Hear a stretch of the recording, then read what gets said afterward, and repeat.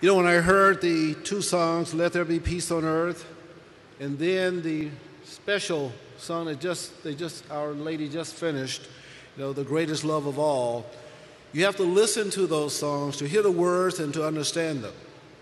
They are motivational, not from just one person or one individual, but for the world in general. Let there be peace on earth, and then learning to love yourself. And at the same time, it speaks to the future. And I've said this to superintendent after superintendent. When you start hearing about what our high schools are coming to, and I say, listen, keep working with the older students, the juniors and the seniors, but more importantly, concentrate on the young people, because there lies our future. And I think we're doing that now in St. Louis. Chairman Cook, members of the board, Mr. Russell, our special guests, faculty, staff, and most importantly, you, the class of 2012, this is your day. Give yourselves a hand.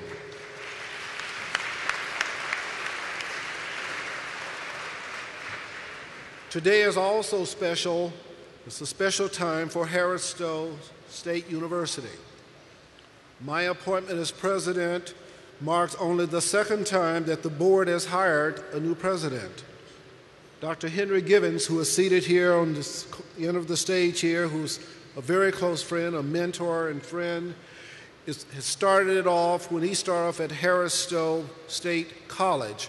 And then through his leadership, it became Harris Stowe State University. Let's give him a hand for the job he has done.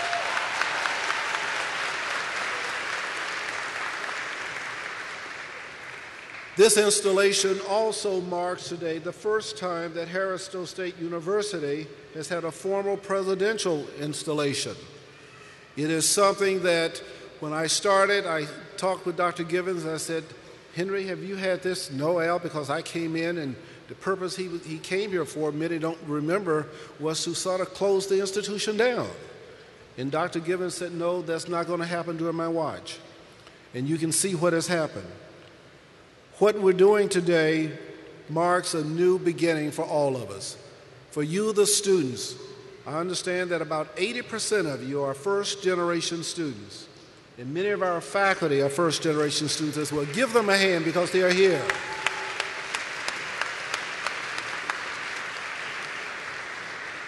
For our students, this will be a day that you remember. You will say, I was there to see the President Emeritus as well as the new president in the history of Harris Stowe State University. It is glad that we know now that the students here, and I will make my comments very short, there's a word or expression, I used it yesterday, that most of you here will remember only about 3 to 5% of this commencement. And only 3 or so of the parts that will be said today are you'll be aware of that you'll remember. You probably will remember the ceremony that started, when they got started, and how they had a delay because of the 5K run. You're going to remember the passing out of the diplomas, and the most important part, walking across the stage.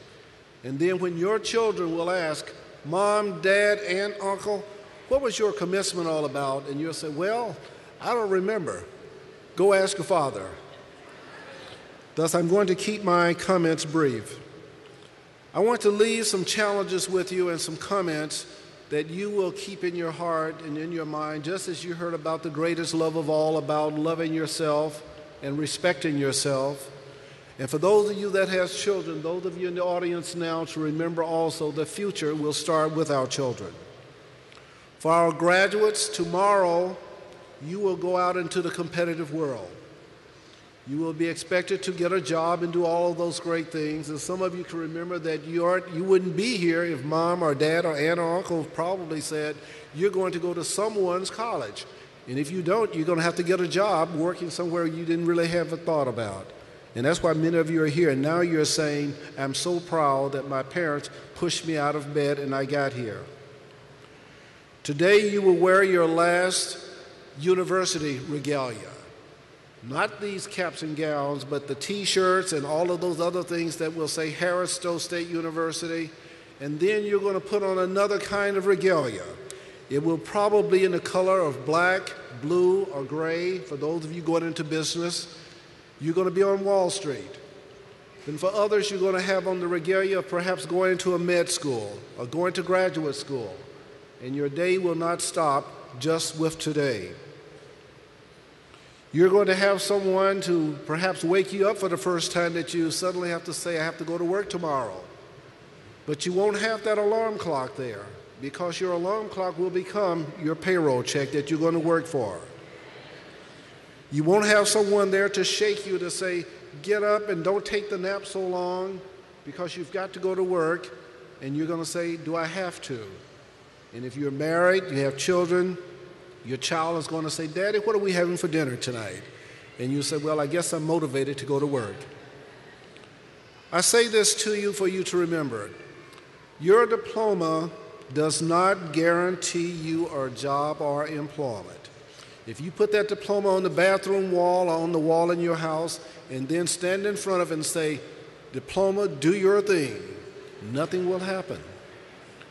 But if you prepared the best resume, if you have made the networking that has been possible, provided to you, if you get those letters of recommendations from your faculty, from the teachers that you had, and if you listened to those things being taught, that is the first step in guaranteeing that you will have a job, maybe for a short time.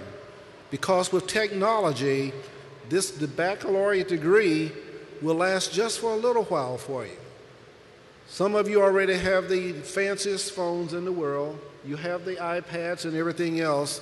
Just think about it. Those of you in the arts and sciences area, you may have a chance to invent the next special device that will educate a generation. But more importantly is how you prepare to make that degree work for you. When you receive your written diploma, you will only get jackets today. And if you get that diploma and you say, thank God I have this diploma, you're going to bring wonders to my eyes. Wrong. That diploma will just stand there in front of you, and you can only read line by line. But if you put that diploma down and say, I'm going to change my outfit and put on the best outfit I have, my high heel shoes or my stocking or whatever, my suit, I'm going to go out there and change the world, you're off to a good start, because this is something that you need to do. I encourage everyone here, the students, the faculty, the staff, our guests, the visitors, everyone. There's a book, it's outdated in some places, you still can buy. It's called The Status Seekers. I encourage you to get that book and read it from cover to cover. There was a lady named Carolyn Banner who told us when I did my student teaching, I want you to read this book because what you do when you get out there after you've read this book, you won't make some of those mistakes. Because you know now that, and I was told by my grandfather that, son, when you open your mouth, all of your DNA will come out at one time. And when you learn by reading perhaps The Status Seekers, what you say will determine your background. What you say can very well lead you past the stumbling blocks, because people will say, he must have an excellent background. He must have gone to Harvard and Yale. And you're going to be able to say, no, I went to Harris Stowe State University. And that's going to make you feel proud, and that employer is going to make you feel proud. Thus, I say to you, learn some of the things that you're going to read when you read The Status Seekers. Instead of saying, I'm going to sit on the couch, you're going to sit on the sofa. Instead of saying, I'm going to chunk, remember that, you're going to throw. Instead of saying, I'm going to go in here and lay down, you're going to go and lie down. So just simple things like that can determine your pedigree. Those of you that have those beautiful tattoos, they are so wonderful and probably painful. I'm not brave enough to get them. I think you know and I know that except for the person who works at the tattoo parlor, you won't see them again, because most people on Wall Street will wear long sleeve shirts, a tie, and they're going to hide them. Those of you that have had on your tattoo, I love Jerry, and Jerry has since married someone else, you're going to have them removed. What I'm saying is, learn the culture of those industries that you're going to go into. Go there 2 days before the interview and watch the people come in and go out, and watch and see how they are dressed. And you're going to, as the expression goes, you're going to fake it until you make it, until you get your own job. You're going to do that. You're going to practice the King's English. You're going to use it well. You're going to be smarter than your peers. You're going to read and read and read and stay up. As I tell the cabinet all the time, the first 30 to 45 minutes of every day that I have, I try to learn a little bit more. What I'm really trying to do, I'm trying to learn a little bit more than they know. But you're going to have to do the same thing, because those of us who basically can stay ahead of the competition will be the ones that will succeed. Parents, aunts, uncles, I want you to let your sons and daughters leave the nest. Hear me again, I want you to let your sons and daughters leave the nest. And I want you to tell them to go out into the world of wonder, and go out, if they have to another city, to another state, to another county, to another country in some instances, because jobs are tight. Don't necessarily get that diploma and say, I'm going to stay right here in St. Louis or in O'Fallon or wherever. You're going to have to go where the jobs are. They say now that the typical college graduate will change jobs almost 5 times within 10 years. 5 times within 10 years. So that means that what you've already learned here, you're going to have to perhaps learn even more to be competitive. And you must do that. Graduates, I say this to you, and remember this. When you walk across the stage and you've changed into your clothes and you say, I'm going out into the world, don't get your first paycheck and buy a brand new car to come back at homecoming. I say this to you. Instead, find a place that is decent where you can live, and then start paying off your financial loans. Always be in character. I always say that to the students that I mentor. I say, you never know when a person will walk up on you and you will be out of character and you're saying all of the horrible things, the bad things, or the person who is in character, who, when a person walks up and he says, my name is Jerry Smith, and what's your name, sir? And then that person will walk into the building and ask someone here on the campus, who is that young man? Who is that young lady? He seems very sharp. Always be in character. Don't, as my mother used to say, don't let them watch you showing out or showing off. Always be in character. Find a mentor and share your career goals with that person, and get someone that you will listen to. Don't get your best friend to be your mentor, because your best friend is probably saying you might be their mentor. But get someone who has a vision as to where you need to go, who can see just beyond the surface of what you represent when they look at you. Get a mentor who will encourage you, but at the same time, a mentor that you will listen to.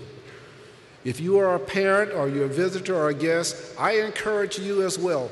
Get someone to be a person to help you develop dreams about where you want to go tomorrow. Make today the first day of the rest of your life. For those of you that do not have degrees that are here with us today, and you've said, oh, I didn't go to college because, those excuses will not hold up any longer.